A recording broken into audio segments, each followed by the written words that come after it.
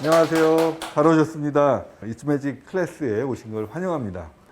저는 요리인류의 이육정 PD입니다. 오늘 주인공을 제가 소개를 드리겠습니다. 기자를 하시다가 시칠리아에 유학을 갔거든요. 그래서 그거를 연재를 하셨어요. 그래서 그걸 너무 재밌게 봤어요. 너무 재밌게 보고, 이 사람 한번 만나보고 싶다 그랬는데, 정말 여러 좋은 책들을 정말 많이 쓰셨습니다. 최근에 나온 이제 노포에 대한 책들도 있지만, 오사카는 서서 마신다. 그 책은 책도 너무 잘 만들었어요. 저는 정말 한국에서 이 요리에 대해서, 음식에 대해서 가장 글을 잘 쓰는 작가다. 셰프기도 하지만 실은 또 최고의 작가라는 생각을 합니다. 자, 그러면 오늘 우리에게 아주 재미난 얘기와 함께 요리를 또 선보여 주실 박찬일 셰프님 모시겠습니다. 안녕하세요. 먼데 오셔가지고 길동이 여기가 좋아요. 그 강동구가 살기가 점점 좋아지고 당연히 집값이 올라가고 있죠. 지하철도 막 뚫리고. 근데 이렇게 멋진 공간이 있는지 몰라서 깜짝 놀랐습니다. 들어오니까 되게. 오늘은 제가 이태리 요리를 하는데 나를 채우는 음식이 뭔가. 이츠매직 요리인류 쿡톡이라는 타이틀로 오늘 진행을 하게 됐습니다. 이게 오늘 제목이 트리파 알라 시칠리아나인데 가난한 사람들이 먹던 요리. 제가 왜 이게 추억이 이르게 됐냐면 제가 이제 요리 수업을 하고 이태리 전역에 음식 여행을 다녔어요. 이 도시는 뭘 먹고. 근데 한 번은 시칠리 저 구석에 갔는데 호텔이 별로 없는 거예요. 그래서 어떤 마을 앞에서 이렇게 했더니 어떤 아저씨 오더니 너 어디서 왔냐 그래서 중국인이야. 그래서 나 한국에서 왔다 그랬더니 코리아는 우리의 적이라는 거예요. 왜 그랬더니 옛날에 축구를 자기가 졌대요. 그래 농담을 하더니 너 왜 여기 집 밤인데 여기 있냐 그랬더니 이제 배도 고프고 잠도 자야 되는데 싼 여관이 없다 그랬더니 우리 집 와서 자래요. 약간 불안한 거예요. 다음날 살아갈 수 있을까? 그래 갔더니 예쁜 딸도 있고 대릴 사위를 삼는 건가? 그때 어머니가 음식이 남았다고 파스타 먹다 남은 거가 있었어요. 이 내장을 주는 거예요. 그래서 아니 이게 우리나라 곱창이랑 똑같네 하고 너 이런 걸 먹을 줄 아냐는 거예요. 그래서 우리나라는 이거 되게 비싸다 했더니 자기가 수출하겠다고 내장을. 그래서 그걸 먹었는데 뜨끈뜨끈하게 해서 매운 고추가 있더라고요. 이런 게. 이게 빼빼론치노라고 부르잖아요. 이게 작단 뜻이에요. 여기 이제 되게 매운 고추인데 그것 좀 넣어달라 그랬어요, 제가. 자기네는 잘 안 넣어서 먹는데요. 그래서 원래 트리파 알라 시칠리아에는 고추가 안 들어가요. 근데 제가 오늘 일부러 이거 가져온 거예요. 우리 입맛 잘 맞고. 내장찜이에요, 일종의. 내장찜. 그래서 추억의 음식 얘기를 계속 할까 합니다.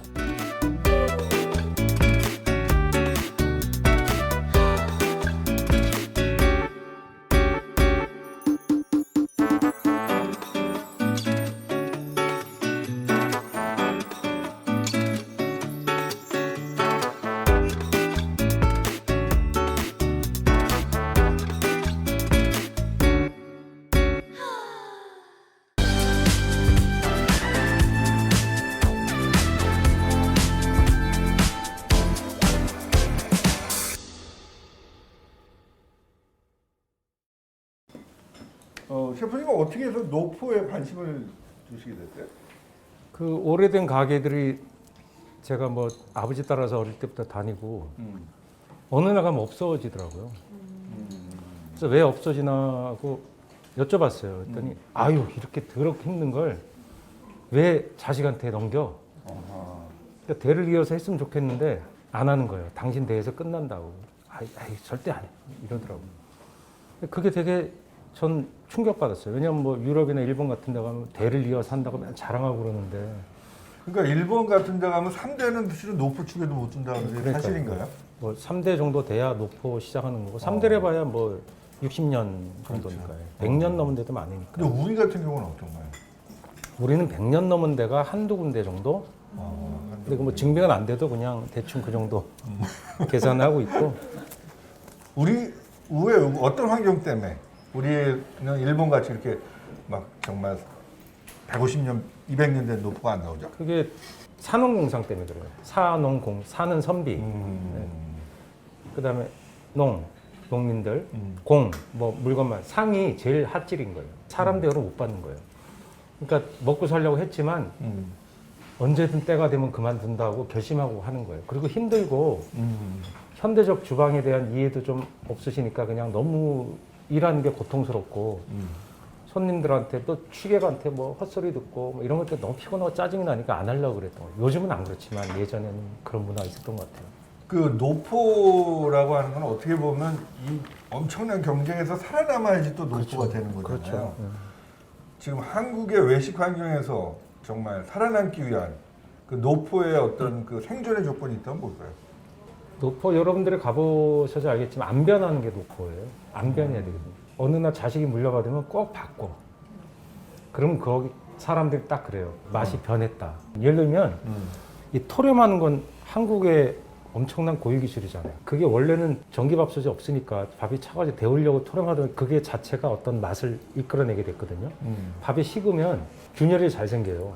거기다 뜨거운 국물이 많으니까 그 안에 밥 속에 국물이 들어가니까 밥이 훨씬 맛있어지잖아요. 그러니까 그런 과학적인 이유가 거기에 다 담겨 있는데 그러니까 자식이 바뀌면 토름을 안 해요. 그럼 그게 그 국밥의 오리지널 전형성이 사라지는 거죠. 그러니까 식당이라는 게 비즈니스잖아요. 냉정하게 보면. 근데 또 비즈니스가 아닌 측면이 되게 많아요. 똑같은 음식을 줘도 오늘은 맛있는데 어떤 손님이 그 다음에 와서 오늘은 왜 음식이 이러냐 그래요. 그럴 때가 있어요. 자기 컨디션이 다르거든요. 그런데 연동되니까 이게 음식 장사가 되게 피곤하죠. 그러니까 노포가 되려면 되게 그런데 덤덤해져요. 사장님들 잘 보면 감정이 이렇게 일정선으로 움직인다는 느낌을 받아요. 상처도 잘 안 받고 안 받으려고 바뀐다 할까 체질이 그런 쪽으로 그러는 것 같아요.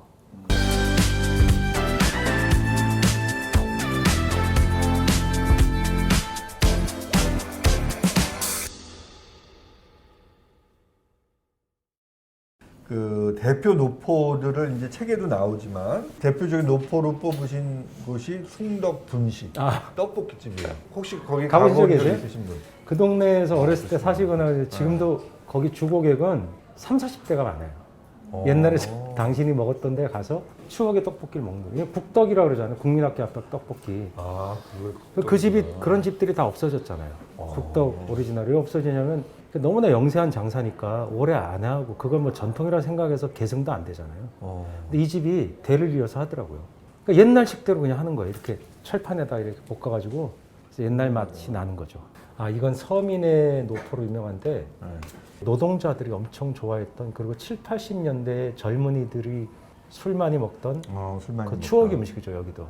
식당을 오래 하면 일을 주인은 홀반 보고 일을 안 하잖아요. 이 집은 다 일을 해요. 그래서 이 아들이 대충 일이나 하고 벤츠나 뽑아서 장사 잘 되니까 돈 얼마나 먹겠어요. 그렇죠. 놀러나 다니고 뭐 그럴 것 같은데 자기가 다 일을 해서 이 사람이 깍두기 썰기 생활의 달인이 됐어요. 주인집 아들인데. 주인집 아들이. 그런 거 안 하잖아요. 원래 그걸 누가 해요. 참모 시키지. 진짜 훌륭한 집이에요. 맛도 좋고 값도 싸고 사람 자체들이 선한 것 같아요. 그게 진짜 노포라고 저는 생각해요. 세 번째로 꼽으신 집이 을지의 오비베어. 예. 호프집 그 왜 꼽았냐면 노포가 없는데 노포인 거죠. 생맥주집 노포 아세요 혹시? 없잖아요. 근데 곰탕 이런 건 있어요. 중국 요리 이런 건. 냉면집은 노포가 많은데 이런 가게들은 노포가 없어요. 이 생맥주집으로 제일 오래된 집이에요. 41년 정도 됐어요. 옛날 호프 따르는 기술이 남아있는. 그러니까 우리가 먹으면 약간 미지근하고 밍밍해요. 손님이 다 노인들이 많아요.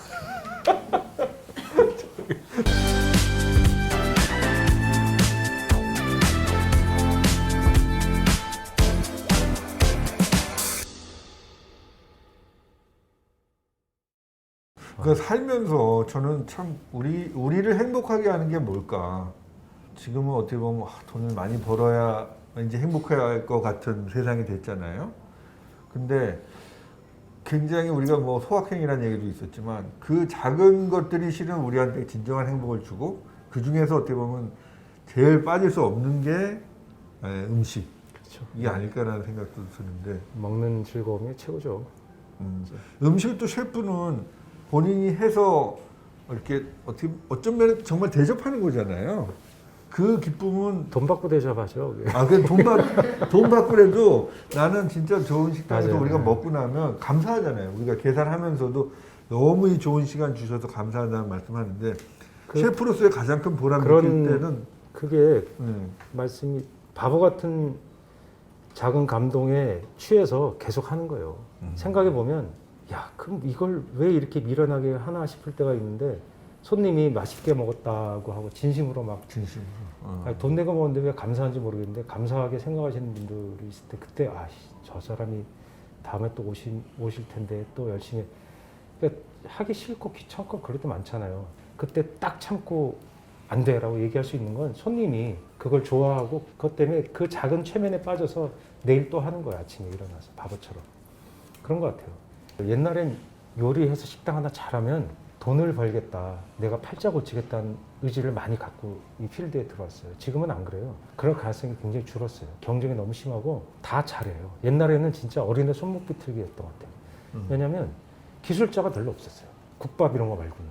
다른 필드가 너무너무 솜씨가 없어서 초밥 어지간히 쥐면 대박 났을 거고 이태리 음식은 뭐 토마토 소스만 끓여도 대박 나고 그랬어요. 이제 그런 게 없잖아요. 다 잘해요. 다. 그래서 가격 경쟁 너무 심하고 지금은 이것이 건강한 생활인으로 직업인으로서 시작하게 되거든요. 훨씬 더 일확천금 같은 걸 바랄 수가 없게 됐으니까 그런 게 자연스럽게 됐다고 생각해요.